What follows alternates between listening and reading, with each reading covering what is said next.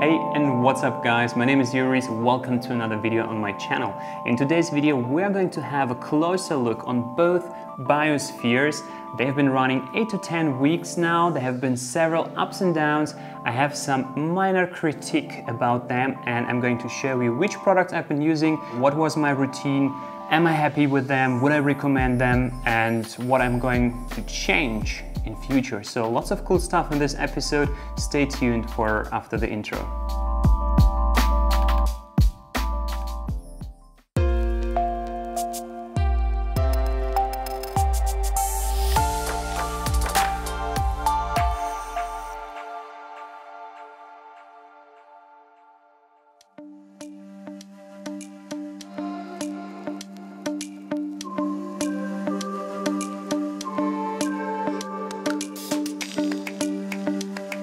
Okay guys, so let's start first with what has happened in those 8 weeks. If we have a closer look on the small biosphere here, which is the original size, you can see the lazy dry start method. It was the cutting HEMIANTHUS CUBA and sprinkling on the soil. It has worked out like magic. I have a full and thick carpet that is about to be trimmed very soon. It's been working super easy and yeah, now I have to decide what to do with it, but about this later.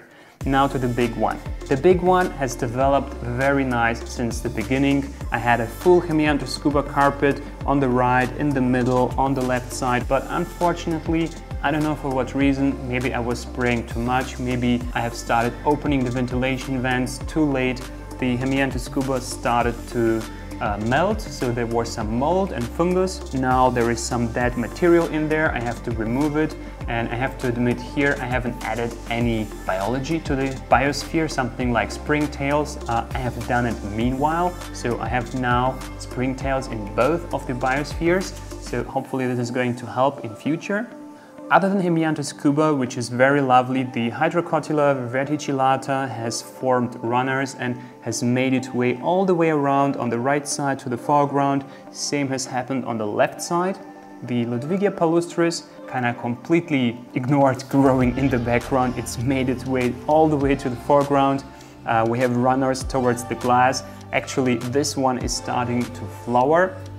And if you guys remember, my goal with this biosphere was to achieve some flowering. So the Ludwigia palustris is starting to flower or has already started to flower, and the Bucephalandra species red in the back there, I'm going to show you an iPhone picture, very difficult to film, I guess I need a macro lens, has formed the first flower that is about to open very soon. All the Bucephalandras are doing great, wavy green in the foreground, kind of remained very compact and small. It is partially overcovered by the Ludwigia palustris. The Ludwigia needs to be trimmed back. The Bucephalandra kidagang is looking very nice. I haven't seen any flowers there yet, but it is supposed to flower as well. The Cryptocorania albida brown is looking nice as well, and the Eleucharis mini, well, it's little detail exactly where I have planted it. Not too much has happened with it. The moss trimmings have grown a little bit here and there, and except some mold and fungus on the driftwood, which is not problematic, it's been running very nice as well. So this is it about how this one has developed. Now let's talk about the products and in general, I don't know, tools I have been using in the meantime. So I haven't used a timer, and this is something I would definitely recommend doing.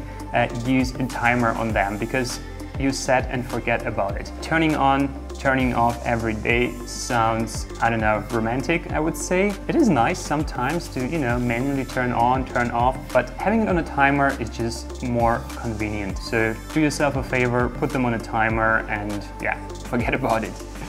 Other than the timer and turning them on and off, I've been giving them a spray. For this, I've been using this little tiny bottle with reverse osmosis water, and the main reason for this was to avoid calcium stains on the glass. From the outside, I have cleaned it once in a while with this JBL Clean, which is supposed to be aquarium friendly, small handy bottle, and once in a while, approximately once a week, I've been giving a good spray with this DOOA Wabikusa mist, which is a liquid nutrient spray for your immersed plants, and it has also peppermint included with a very nice scent that is supposed to inhibit mold and fungus.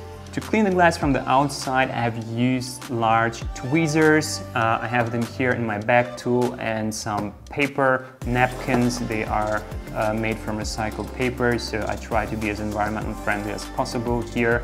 And a little pro tip here, if you want to clean inside and you don't want to use the glass cleaner, you can either spray it on the paper napkin itself, just super handy. You can attach it with tweezers and go inside and rub away if you have any calcium stains inside of your biosphere. And for this one I had to search to find it for this video because I ran out of them, and I found them in my little emergency pouch. And if you're curious what is inside my emergency pouch, let me know down in the comments below.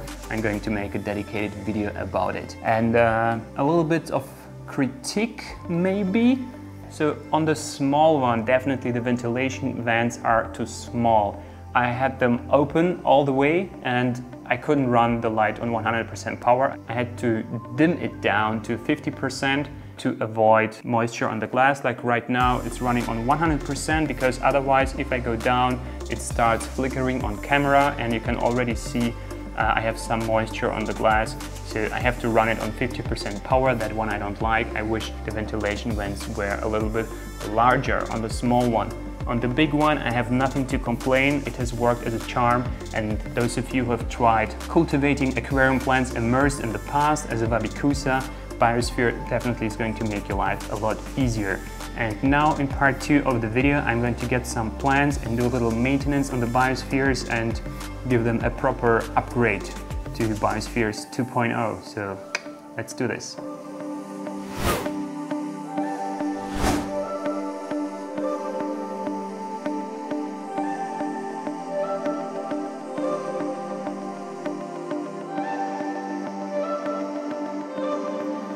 So here in my basement I have 2 temporary holding tanks. One over here is for immersed plants with just 1 centimeter of water for potted plants, basically same like at Tropica nursery. And the one over here is for submerged plants, stuff like Vallisneria, Aponogetons, some ferns. Yeah, actually submerged stuff. But I also have some algae eaters in here. There is a filter, a heater, and from time to time they get also something to eat. On top I have portions of moss, tissue culture cups and T5 tubes, and they are on a timer. And now let's pick up some plants from my biospheres and yeah, get the upgrading action started.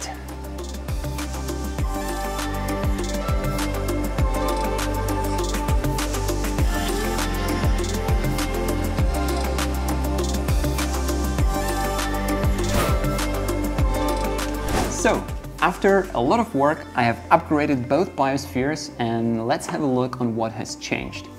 First of all, small biosphere. We have HYGROPHILA ARAGUAIA in the middle, and I kind of spiced up the surrounding with some MARSILEA HIRSUTA. It's going to blend in between the HEMIANTHUS CUBA for a mixed carpet look. And if you want to learn more about mixing carpeting plants, I recommend checking out this video. And if things go according to plan, the HYGROPHILA ARAGUAIA is going to grow like 10 centimeters and will start flowering with tiny blue flowers. And then imagine red bush with blue flowers surrounded by green carpet, gray rocks, 10 out of 10. HEMIANTHUS CUBA I have kind of pressed down, compressed it, made it more condensed to first of all avoid trimming, and then for a more compact look. And this is a pro tip within this video, guys. You can do it in a biosphere, in a Wabikusa, or even in your tanks at home underwater. Just press down the HEMIANTHUS CUBA or Monte Carlo for a more compact, more dense look. That's it for the small one. Let's move on to the big one. Inside the big one, a lot of things have changed. I removed all the dead material, the rock wool, shifted the soil, and added a couple Yamaya stones. They are these gray basaltic rocks from 88. Next, I have added some HYGROPHILA ARAGUAIA, one on the right side, in the foreground, on the left side, and then I wanted light green color plants to get more contrast and variety in leaf size and shape.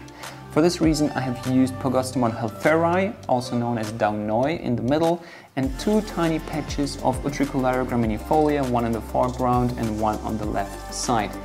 And these I've been cultivating in soil, so I'm quite confident they're going to make it in here and hopefully are going to start flowering. Fingers crossed, picture on the wall. And shout out to South Bay Aqua and SPRINGTAILS. I have seen flowering UG underwater and above water on this guy's Instagrams. Links down in the description below. They are the UG masters, and I cannot stress out enough how difficult UG actually is. If you guys follow, and I'm sure you do, GreenAqua YouTube channel, their recent large UG Iwagumi, it has been replanted with Glossostigma. Everyone wants to master it, and I will do the UG challenge. I'm going to do a UG Iwagumi sometime soon in the future. So sorry Balash, and shout out to the UG masters on Instagram, South Bay Aqua and SPRINGTAILS. And talking about shout outs, shout out to Tanner from Serpa Design. We have used a tiny little clip of SPRINGTAILS in this video. Tanner, I hope you don't mind if you're watching this. Guys, if you don't know him yet, please check him out. I will leave a link to his YouTube channel in the description below. Lots and lots of value about terrariums. I learned myself a lot. I wish I would have started watching his content a lot earlier. Tanner, if you're watching this, I would love to know your feedback on my biospheres here. Moving on, guys, I have added the, like I said, the UG.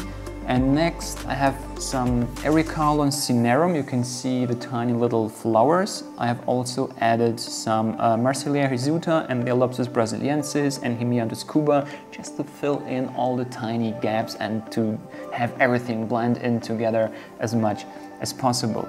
Towards the back, I removed all the Ludwigia palustris. I just left a lot of small stems where it's close to the ground. It's going to grow back, and the flowers weren't too impressive anyway. But I have added some more new stem plants. I have a BACOPA in the mid background and some tiny Meriphyllum Guyana in the foreground. It's very hard to see, but they are there. The BACOPA has some potential to flower. Let's see if that's gonna happen. More towards the background, I have some new Starogani repens, and this one has potential to flower as well, but I don't think that's going to happen in here because it has to grow quite tall for this to happen. And probably before this is the case, I'm going to trim it down. However, anyway, moving on. Anubias petite in the background, and it's so green. Almost shameless to say, but I cultivated it myself in my immersed basement tank. It's so green, so juicy and tasty, and I want to bite it. Never said this about a plant, but it looks so nice and lush and green, guys. I hope you can understand me from a plant lover's perspective. And yeah, finally the last addition is a tiny Tillandsia here on the driftwood. And by the way, guys, do me a favor, if you know what species Tillandsia it is, please comment down below. And this is a baby plant, has grown like in 1 year time to this size from a mother plant. So having it in here, which is filling in the empty space towards the top, because like we learned in Josh Sims' video, you have to make use of all the space. So now I'm making use from the very bottom to the very top. And yeah, I guess that wraps up the overview of the large biosphere. And if there was any controversy in the title of this video, yes, I still love my biospheres, and I would still recommend you guys getting one if you want to keep your aquatic plants immersed, you want to get into the Wabikusa in an easy way. Definitely love the big one, everything super cool, you know, by changing the color from cold to white, and you know, with the intensity on 100%, with the vents working like magic, everything super fine. Like I said, on a small one, slight issues with the ventilation, but nothing too crazy to worry about. And if you like them and you want to get your hands on them, you can now save 10% with the coupon code Jurijs, all small letters. I will put it down in the description, and also the link to the web shop of the Biosphere. And full disclosure, I'm not paid to save this or to promote it, but I will get a commission paid if you make use of the code or if you make use of the link, but that's a win-win situation then. Finally, I would like to know your opinion. Which is your favorite biosphere? Is it the small Iwagumi minimalistic looking like biosphere on this side, or is it the large one, jungle rainforest looking one? Let me know in the comments below. And if you're not a subscriber to my channel yet, please subscribe now. I would like to have you as a member of my aquascaping family, and if you want to get notified every time I upload a new video, click that notification bell, maybe punch it, maybe smash it, do all the things YouTubers tell you to do, and as always, I'm gonna see you in the next one. Peace out.